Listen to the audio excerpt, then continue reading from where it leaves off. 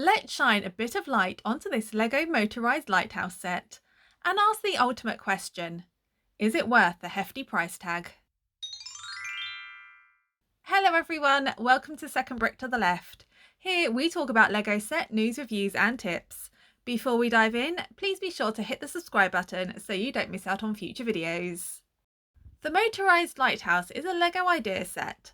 It has an item number of 21335 and has 2065 pieces. It's an 18+ set. It was released towards the end of 2022 and is rumoured to retire sometime in 2024. In this video, we'll look at the packaging, the instructions, the minifigures, the build, the price and my overall thoughts. The packaging does this set justice. It's so beautiful. The lighthouse stands out really well against the black adult packaging of this set.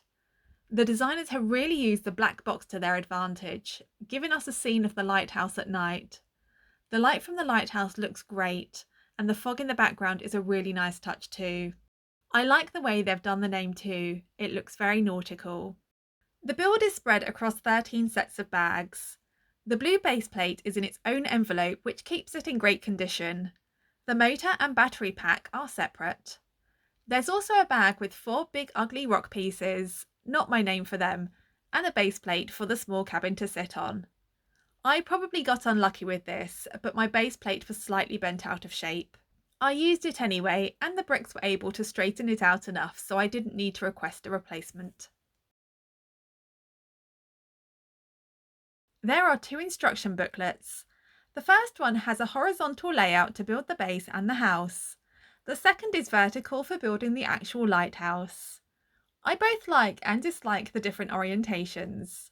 I like that it reflects the 2 different parts of the build, but I dislike that it's not consistent. The covers of the instruction booklets mirror the packaging, so I won't go into that again, other than to say they look really nice. At the start of the first booklet, we get a little bit of history about lighthouses and some lovely pictures of some iconic lighthouses. We also get a bit of information about the Fresnel lens and some images of the Lego prototypes of it that were created. This is a Lego Ideas set, which means it was an idea proposed by a Lego fan. Sandro Quattrini is the fan who designed this, and we get some information about him with some lovely family photographs of visits to lighthouses. Finally, we get to meet the 3 Lego designers who turned Sandro's design into what ended up on the shelves. The first booklet covers bags 1 through 7, with the second booklet covering 8 through 13. One problem I found with the book is the highlight for where the pieces on each page should go is missing.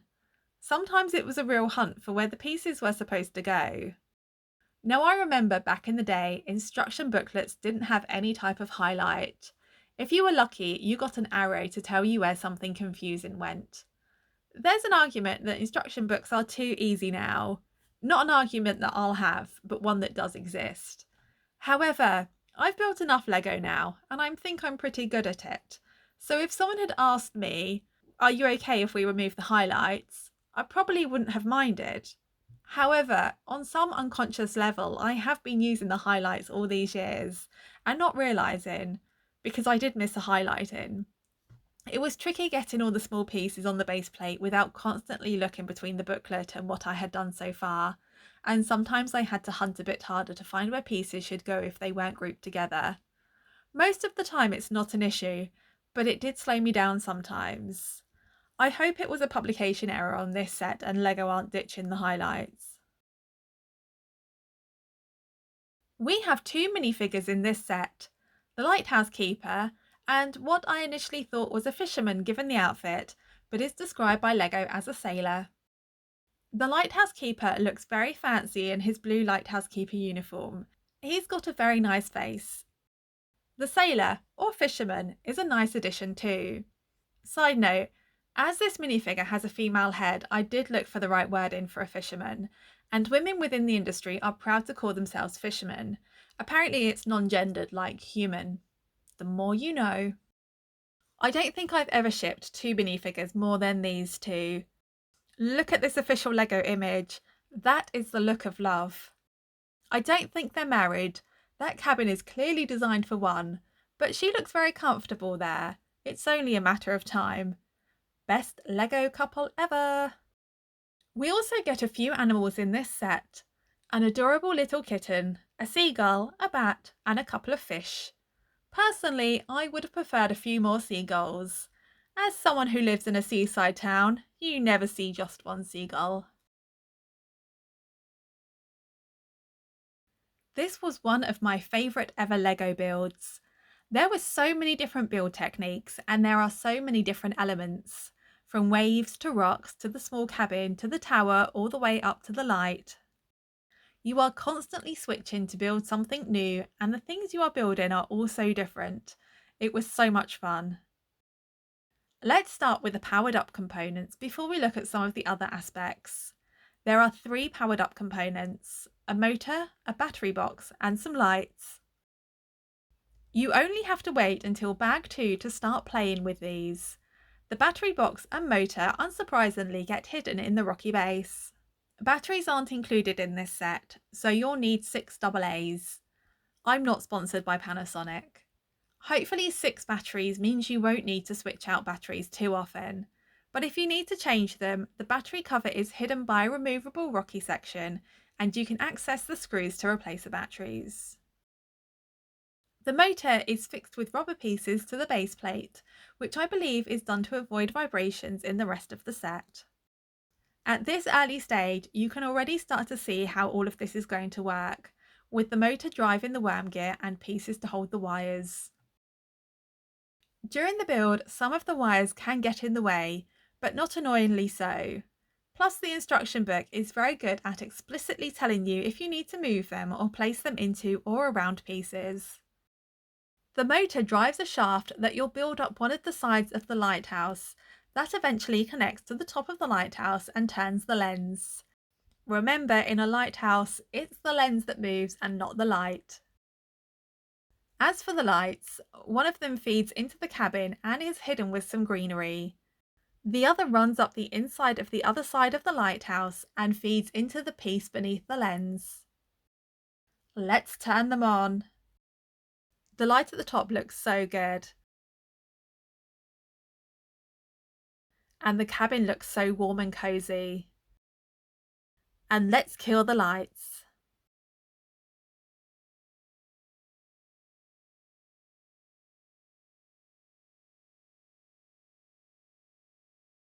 When I finished building this and turned it on, I thought I'd messed up. You'll notice the lens turns clockwise, which is totally right. However, I live in a town with a lighthouse which goes counterclockwise, and I only just learnt that's weird. Depending on which website you look at, around 90 to 99% of lighthouse lenses turn clockwise. So for me, it's really weird to see a lighthouse turn clockwise. The motor does make a noise. Thankfully, the bricks hide some of the noise, as when you first put it into place it's a lot louder. I wish it was quieter though. Returning to the rest of the build, unsurprisingly we start at the base.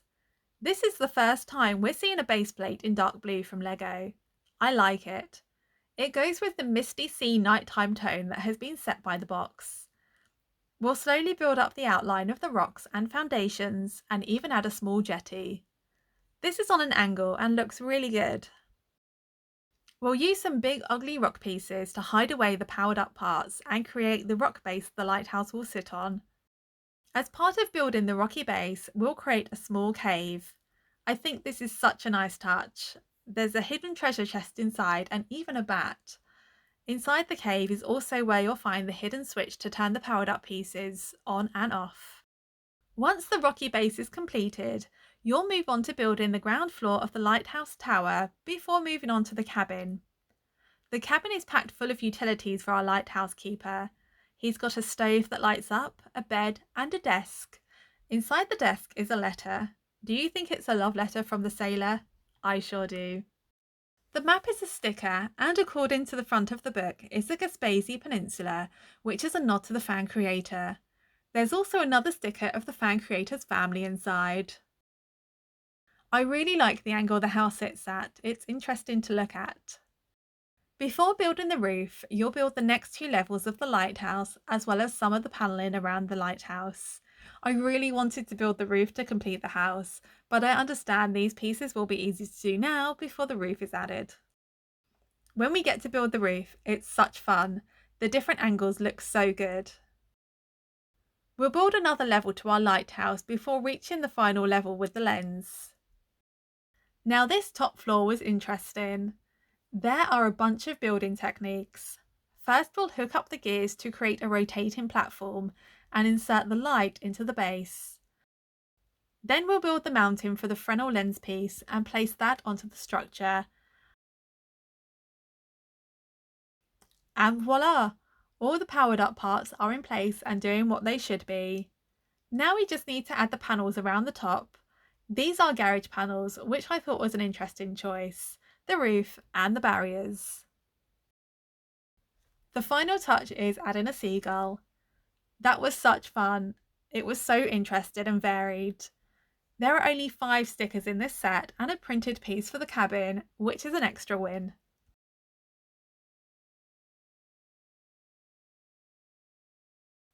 The elephant in the room of this set is the price.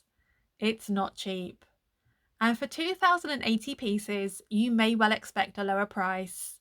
To put that into perspective, the Lego Home Alone house is the same price and has 3,955 pieces. That's almost twice as many. However, you're getting some heavy hitting pieces like the battery pack, motor and lights.